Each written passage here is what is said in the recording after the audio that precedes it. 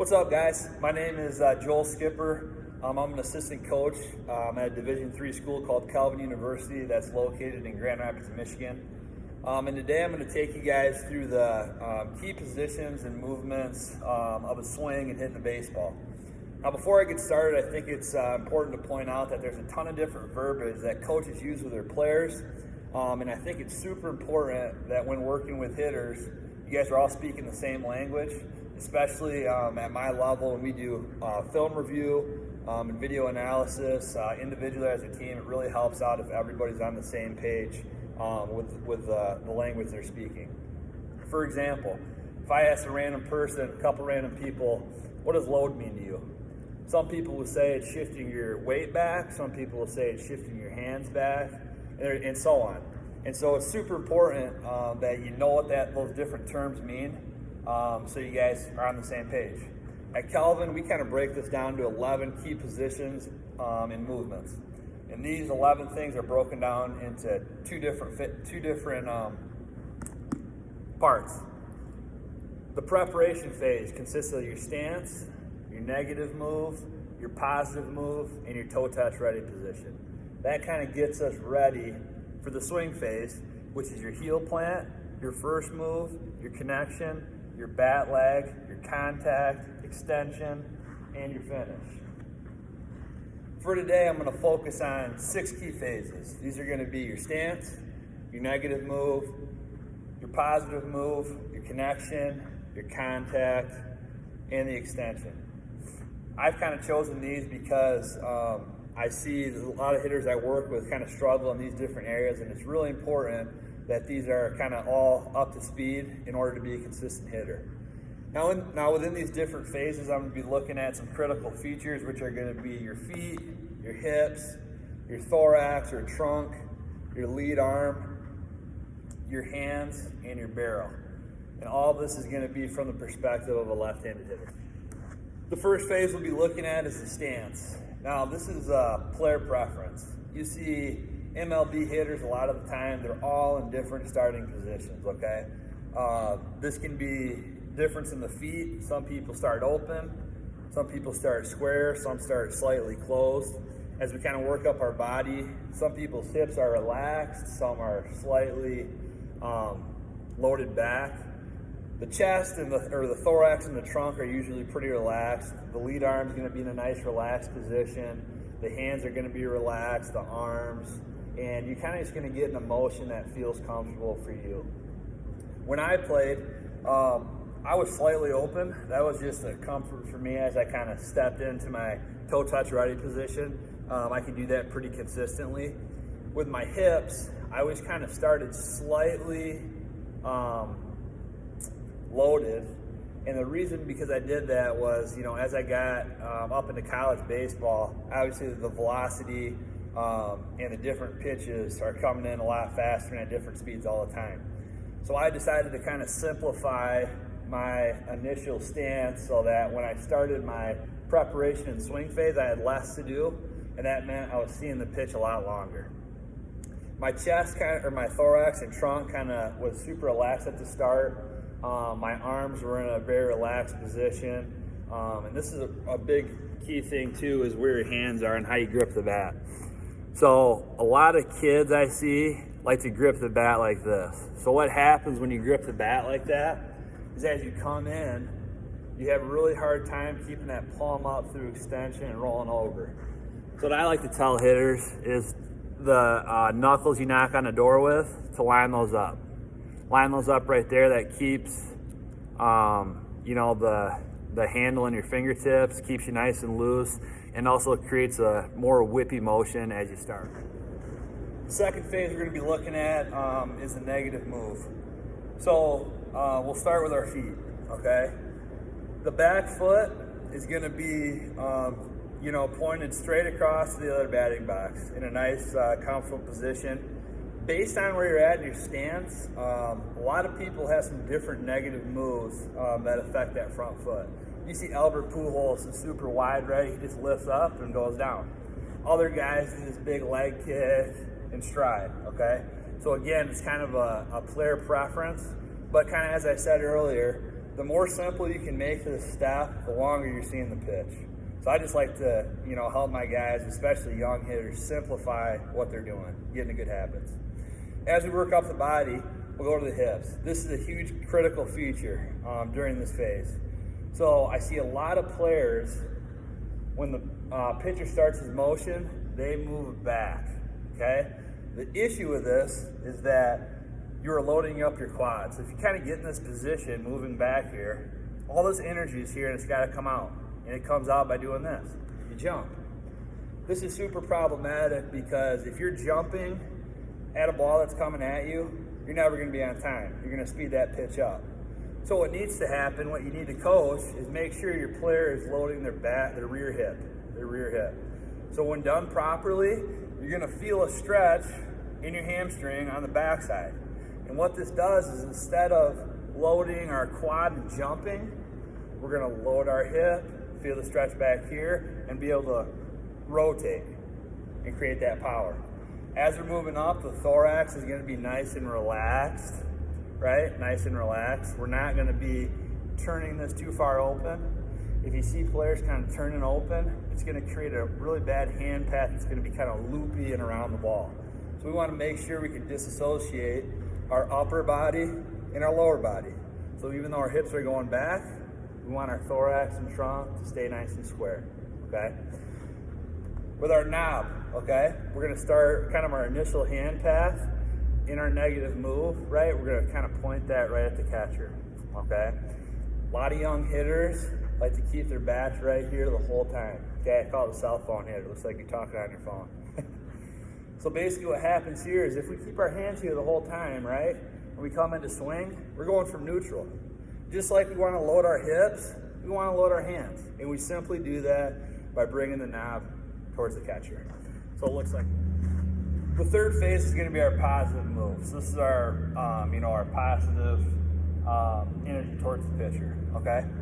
So we kind of started with our stance, got into our negative move here, all right? Our positive move is going to start with our feet, with our heel plant, okay? I kind of call this the gas pedal, okay? That heel plant starts our hips. So a lot of times I just have players do this, okay? Notice how my upper body is not moving. It's just my lower body, okay? That's the gas pedal that kind of starts your hips, okay? What happens during the swing, how we transfer the energy is from that heel plant, that ground reaction force shoots up our front leg into our hips, okay? And we start that rear hip rotation, okay? You want to transfer that energy from the ground through your hips, through your thorax, through your lead arm, and eventually into your barrel. How efficiently you do that is what generates power and makes you a consistent hitter. So basically, kind of as we're moving up our bodies here, right, we start that heel plant, that kind of turns our hips, and what's going to happen during this positive move, okay, our thorax is still going to be pretty relaxed, but we're going to tighten it slightly because we're going to start our connection phase next, okay? Happens with the hands is super important here, okay? So as we said, kind of in our negative move, right, we're going to create that angle with our hands.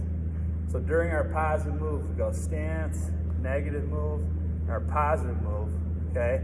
Your hands are going to, this angle between your eyes and your knob is going to increase. So we don't want to force our hands back, okay? It's just going to be a reaction of us moving forward positively. So after we kind of create that angle in our stance, right? My hands didn't move, I just created that angle with my positive move here, all right? So that's super important because it should be natural. Instead of pushing your arms back, you should just nice and fall into it. So we got the stance, we got the negative move, we got the positive move. The fourth phase is a connection where the hands pass the back shoulder, okay? So during this phase, after the positive move, okay? So like we said earlier, we got the stance, we got the negative move, we got the positive move, and our connection is when our hands pass our front shoulder, so right about there, okay? So what happens is you see our foot's planted, okay?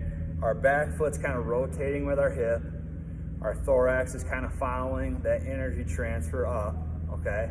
And this really has to do with our bottom hand, our knob, our rear elbow, and the stripe of our pants kind of slash our hip. A lot of baseball players have stripes on their pants, so it's an easy way to look at this, okay?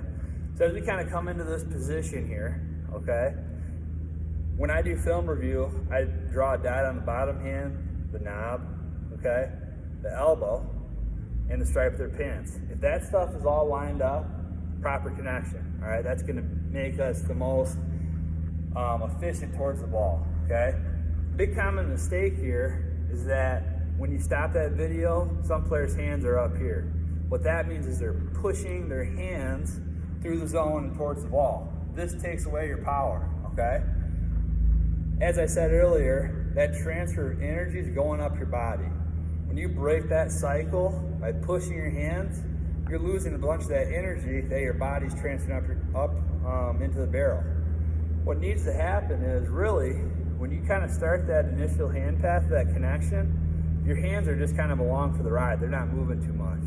So having this connection, we're gonna let all that energy from our foot to our hips to our thorax to our lead arm pull us through as we kind of swing, okay?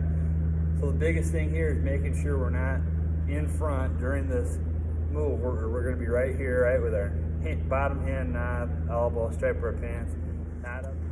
The fifth phase is gonna be our contact phase, okay? This is when we make contact with the ball, obviously, okay? So what's gonna happen here is, right, starting our stance, we got our negative move, we got our positive move, we got our connection, and that kind of connection, as we turn and transfer that energy, right, from our ground up to our hips, to our thorax, to our lead arm, okay, that's gonna create a bat leg, okay? What that means is our barrel is behind our hands, okay? If our barrel's out in front of our hands, we cannot extend through the ball, okay? So this is super important when you come into contact with the ball. If you stop a video of a pro hitter hitting, right, they a lot of times have this L shape, okay? So as we come into connection with the ball, right, we can extend through contact. All of this can be extended out through contact, clicks through a video, okay?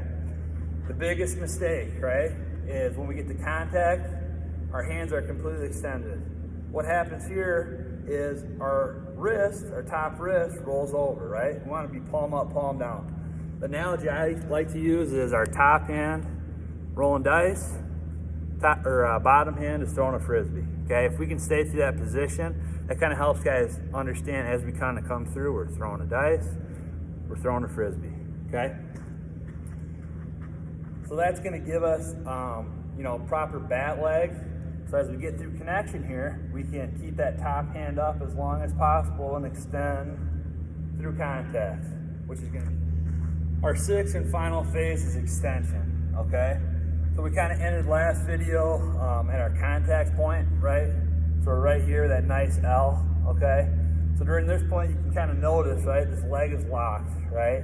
If we kind of bend this leg, that kind of, we lose our power, okay? If we keep that leg nice and extended, nice and stiff on that front end, we have something for our bodies to work up against, right? Create that whip and that power to hit the ball and extend through, okay? Also during this phase, as we extend, our back foot's gonna be coming forward, okay? A lot of times during video, I like to draw a line right up from this back point right here, okay? And what happens is, you see some people we call hanging back, okay? So as they extend, right, everything's kind of falling back and they're off balance as they extend. We want to make sure that we're extending at the pitcher, and a lot of times this is based on the position of the ball, right? So if we get an outside pitch, right, that extension is going to be more out here, but we're always coming forward, right, onto that toe. We're not squishing the bug, because when we squish the bug, right, a lot of times players fall back. So I like to say, you kind of stiffen up against that front side and extend through, okay? Working up, this is where our hips are going to be completely rotated, okay? Our thorax is going to follow our lead arm, right? And as we get through here, we're going to extend that top hand as far as we can through that pitch with our palm up, okay? As far as we can. Biggest thing I see with young hitters is as they get through extension, right? They finish their swing, their shoulders are pointed square to the back of the cage, all right? If you guys watch like Javi Baez hit, okay? After he's done with his swing, he's so far extended, you can see the back of his jersey if you're standing right there, okay? So that's why I really like to teach, keep that palm up as far as we can, through contact, through extension, all right? And into your finish, and then we go, okay? So at this point, obviously that front knee is gonna be locked like we said, okay? The foot's gonna be coming forward, working off that front side. Our hips are gonna be totally rotated. Our thorax will be rotated as we come through. That top hand, if we're in a good contact position, is gonna extend palm up through the hitting zone. That's gonna give us the most power and consistency when hitting a baseball. All right, so teaching is one thing, right? Doing it's a whole other. All right, so let's see if I can put my money where my mouth is. See what we got here. Dinger! Woo! Thanks for watching, guys.